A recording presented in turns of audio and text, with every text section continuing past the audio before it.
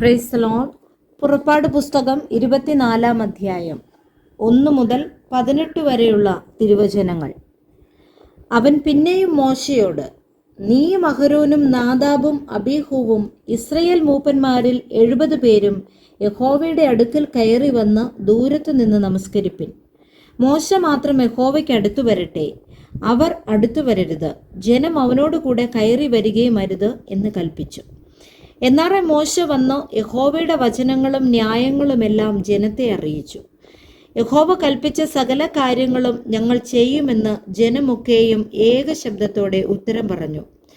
മോശ യഹോവയുടെ വചനങ്ങളൊക്കെയും എഴുതി അതികാലത്ത് എഴുന്നേറ്റ് പർവ്വതത്തിന്റെ അടിവാരത്ത് ഒരു യാഗപീഠവും ഇസ്രയേലിന്റെ 12 ഗോത്രങ്ങളുടെ സംഖ്യക്കൊത്തവണ്ണം 12 തൂണും പണിതു. പിന്നെ അവൻ ഇസ്രയേൽ മക്കളിൽ ചില ബാല്യക്കാരെ അയച്ചു. അവർ ഹോമയാഗങ്ങളെ കഴിച്ച് യഹോവയ്ക്ക് സമാധാനയാഗങ്ങളായി കാളകളെയും അർപ്പിച്ചു. മോശ രക്തത്തിൽ പാതി എടുത്ത് പാത്രങ്ങളിലൊഴിച്ചു, രക്തത്തിൽ പാതി യാഗപീഠത്തിന്മേൽ തളിച്ചു. അവൻ നിയമപുസ്തകമെടുത്ത് ജനം കേൾക്കെ വായിച്ചു. യഹോവ കൽപ്പിച്ചതൊക്കെയും ഞങ്ങൾ അനുസരിച്ച് നടക്കുമെന്ന് അവർ പറഞ്ഞു. അപ്പോൾ മോശ രക്തമെടുത്ത് ജനത്തിന്മേൽ തളിച്ചു. ഈ സകല വചനങ്ങളും ആധാരമാക്കി യഹോവ നിങ്ങളോട് ചെയ്തിരിക്കുന്ന നിയമത്തിന്റെ രക്തം ഇതാ എന്ന് പറഞ്ഞു. അനന്തരം മോശയും അഹരോനും നാദാബും അബീഹൂവും ഇസ്രയേൽ മൂപ്പന്മാരിൽ 70 പേരും കൂടെ കയറി ചെന്നു. അവർ ഇസ്രയേലിന്റെ ദൈവത്തെ കണ്ടു. അവന്റെ പാദങ്ങൾക്കു കീഴെ നീലക്കല്ലു പടുത്ത തളം പോലെയും ആകാശത്തിന്റെ സ്വച്ഛത പോലെയുമായിരുന്നു. ഇസ്രയേൽ മക്കളുടെ പ്രമാണികൾക്ക് തൃക്കയ്യാൽ ഒന്നും സംഭവിച്ചില്ല. അവർ ദൈവത്തെ കണ്ടു ഭക്ഷണപാനീയങ്ങൾ കഴിച്ചു. പിന്നെ യഹോവ മോശയോട്, നീ എൻ്റെ അടുക്കൽ പർവ്വതത്തിൽ കയറി വന്ന് അവിടെ ഇരിക്ക.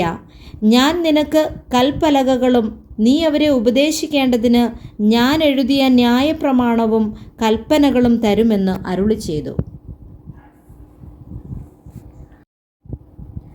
അങ്ങനെ മോശയും അവൻ്റെ ശുശ്രൂഷക്കാരനായ യോശുവയും എഴുന്നേറ്റ് മോശ ദൈവത്തിൻ്റെ പർവ്വതത്തിൽ കയറി.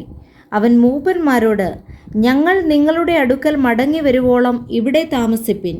അഹരോനും ഹൂരും നിങ്ങളോട് കൂടെ ഉണ്ടല്ലോ. ആർക്കെങ്കിലും വല്ല കാര്യവും ഉണ്ടായാൽ അവൻ അവരുടെ അടുക്കൽ ചെല്ലട്ടെ എന്ന് പറഞ്ഞു. അങ്ങനെ മോശ പർവ്വതത്തിൽ കയറിപ്പോയി.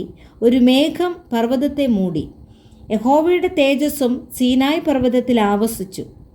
മേഘം 6 ദിവസം അതിനെ മൂടിയിരുന്നു. അവൻ 7-ാം ദിവസം മേഘത്തിൻ്റെ നടുവിൽ നിന്ന് മോശയെ വിളിച്ചു. യഹോവയുടെ തേജസ്സിൻ്റെ കാഴ്ച പർവ്വതത്തിൻ്റെ മുകളിൽ കത്തുന്ന തീ പോലെ ഇസ്രയേൽ മക്കൾക്ക് തോന്നി. മോശയോ മേഘത്തിൻ്റെ നടുവിൽ പർവ്വതത്തിൽ കയറി.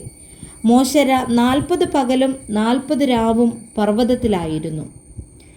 Praise the Lord. വായിച്ച വേദഭാഗങ്ങളാൽ കർത്താവ് എല്ലാവരെയും സമൃദ്ധിയായി അനുഗ്രഹിക്കുമാറാകട്ടെ. ആമേൻ.